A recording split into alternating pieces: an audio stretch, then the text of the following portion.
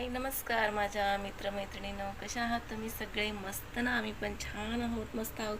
मी सारिका आपल्या चॅनलमध्ये तुमच्या सगळ्यांचं अगदी मनापासून स्वागत करत आहे.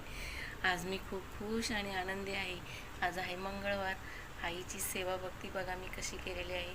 आणि आईनं आज खरंच माझी मनापासून ज्या सगळ्या माझ्या मनातल्या ज्या इच्छा होत्या ना, त्या आईनं पूर्ण केलेल्या आहेत. मित्रांनो, मला ना कामाची खूप गरज होती आणि खूप सुंदर आणि छान काम भेटलेलं आहे. चांगल्या पगाराचं काम भेटलेलं आहे मला.